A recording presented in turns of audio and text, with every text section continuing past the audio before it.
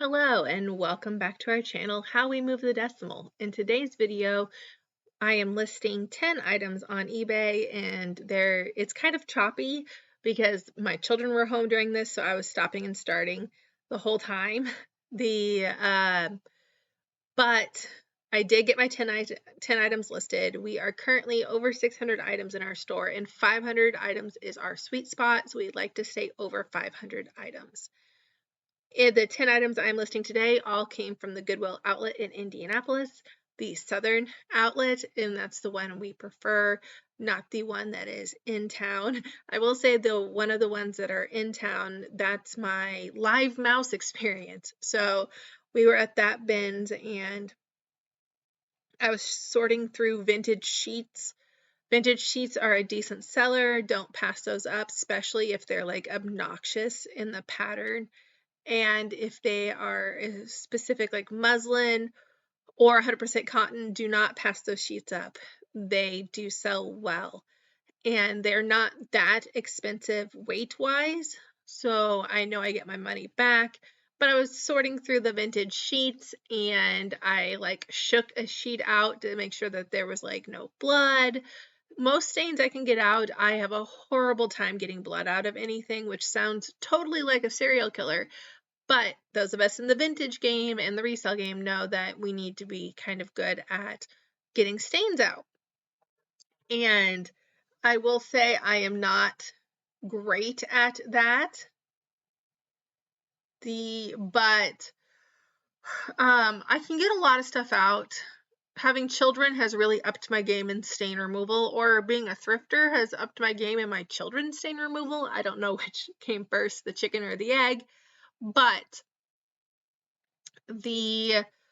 I won't do blood. So if there's blood on sheets, I just won't do it. Blood on pillowcases, I just won't do it. I'll leave them behind. I was shaking this sheet out to make sure, one, there's no huge gaping holes, and I have a story about that in a minute. So I shook the sheet out, and when I shook the sheet out, a mouse bounced up. And I was like, oh my God, it's a dead mouse. And it hit the floor. I was like, oh God, there's a dead mouse on the floor. I found a dead mouse. I felt really bad. It hit the floor, and it was like a thump when it hit the floor. It was kind of gross. And I was like, it's a mouse.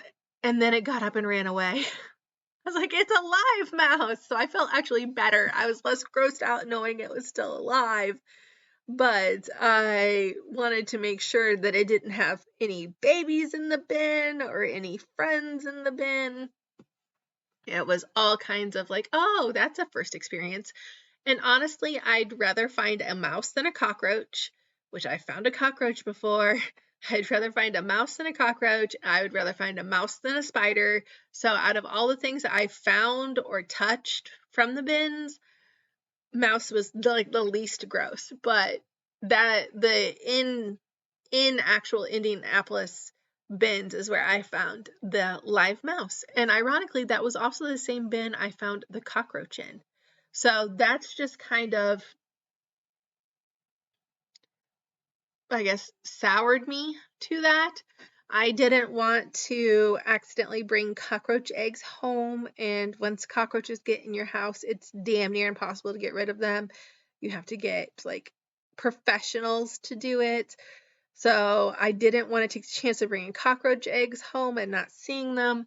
So I just avoid that bins. I know I can get cockroaches from other bins. I know I can get cockroaches from, just about anywhere, but I really avoided that bins because of the mouse experience and the cockroach experience. And the cockroach was honestly the biggest reason I avoided those bins. But all of the items today came from the Southern Indianapolis bins, and we tend to go to those because they're actually closer to us distance-wise. It's about 3 hours for us to get to those bins, so a lot of times we will use that as an excuse to stay the night and have like my husband and I have like an anniversary or a date night or something. So with this, that's what I normally do. But this bins, I found a lot of jerseys, a lot of work uniforms that day. I've already listed an Aldi uniform, and then I found the archery uniforms, and I actually bought 4 of them, and I've only listed one because I found flaws in the others, and they weren't worth enough for me to list. One of them had no size tags anymore. They'd cut all the tags out, and it wasn't worth enough for me to list it without a size tag in it, even though I'm assuming it's the same size as the rest of these because they were all found in the same area. But they also go quite well. Any like racing jerseys, fishing jerseys, archery jerseys, shooting jerseys, all of these can have a decent return on them, especially these are like really light wick away jersey material, and I don't even think I paid 75 cents for each of these jerseys because they were all under a pound. And when I went last year, I have not been this year, but when I went last year, it was $1.19 a pound, but I also had a Savers card. So, or it's not, Savers is a whole nother thrift store, but it's a Goodwill outlet, like discount card, which got me 15 cents a pound off. So I'm selling, okay, these are vintage flat sheets that you're going to see listed now. Small flowers, floral sells really well. If anything, mid-century modern sells great. 70s is really going for me right now. I just recently sold a pair of pillowcases that were 70s. I will split up sheet sets. That's so hard to say. I will split them up. So if I have a fitted sheet and a flat sheet, I'll split that up. I'll split pillowcases up because sometimes people just want the decorative pillowcases. I've had people tell me that have bought from me that they're using them in like Airbnbs, like vintagey, trying to get that vibe going. And if they need 100% cotton, or they just like the patterns. A lot of people buy my flat sheets not for bed sheets, but for material. And if it has a kitschy pattern, then more power to them. They're more likely to use it as material, especially if it's 100% cotton because material is so expensive. So that if they can buy like a twin size flat sheet that's 100% cotton for $20, that's cheaper than buying the fabric, especially if it's in a pattern they want. And sometimes people like the vintage sheets because they are very soft, super, super soft. And that helps.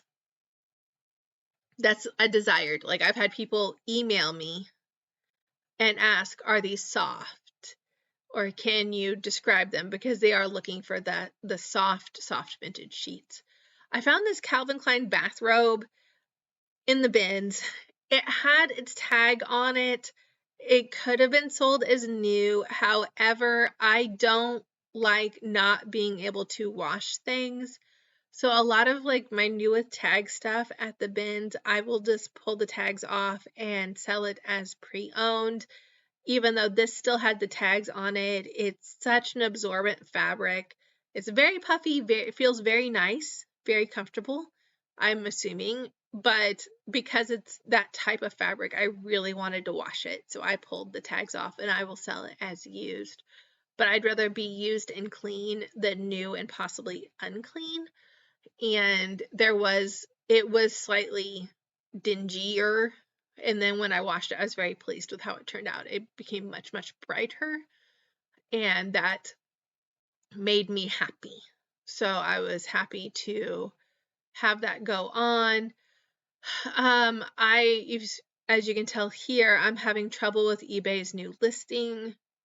All my stuff turned into the brand new listing platform, and I don't like it. I don't like it at all. Drop down menus aren't working, or I don't have drop down menus with the proper items in them, or it asks me like very obscure, stupid stuff in the drop down menu that has nothing to do with it. So, not a huge fan of the eBay's new listing tool. I did do a couple of videos back on how to do multiple listings with the new listing tool that we're all, thrown into. I really liked this blanket. It's a Frank's blanket. 6-to-1. Some sell a lot more than others for a lot higher. The one I have is very vibrant, very bright, very desirable color scheme wise. So I like to pick up stuff like that. This I did pay up for because it was per pound, and these, if you've ever handled a Frank's blanket, are quite heavy blankets. They're very sturdy. So for me, this was a pay up for me. From this trip, if I did it per item versus per pound of item, in general, I paid 71 cents per item because I have this lot from previous videos you've seen me list. This is the same lot I bought the bikinis from. So I got a lot of very, very lightweight items in this. So 70 cents per item. I like to keep it under $1 per item. I could go through and weigh them all and see how much I paid for each individual item. That would be very time consuming, but I like to keep it under $1 per item when I calculate everything out, how many items I have versus what I spent on it. If I can calculate $1, if I can get it under $1 per item, I'm getting it cheaper than I can here in our thrift stores. Granted, our thrift stores, I'm not going to get the same type of goods. We do not live anywhere near a big city. Every once in a while we get kind of lucky because stuff is getting shipped in to our Salvation Army from other cities, but our local thrift stores are just getting what's in this area here. And that's not great. We just had one of the towns, like the suburb of my town, and it's a very affluent area, just had their rummage sales, and I got nothing. I usually fill up. They have a fall rummage sale, so end of season rummage sale. And I try to bulk up on items at this rummage sale to last me through the winter like a squirrel. And they had nothing. I bought a Walmart bag full of, I spent several hours going from rummage sale to rummage sale, and I bought a Walmart bag full of stuff. Like everything I bought could fit in a Walmart bag. I had put reusable like IKEA bags in my car to fill up because I normally fill them up every year. And the two churches I normally hit up did not have rummage sales. One church that I did hit had a rummage sale, but only had 3 tables, so it was very small. And a grand majority of people were selling their stuff for retail, not resell. So if I was buying for myself, I would have got a decent deal. But if I'm buying to resell, there was no money in it for me. This area is very Lululemon or Lululemon, whatever you want to call it. The very expensive athletic wear, expensive jean brands.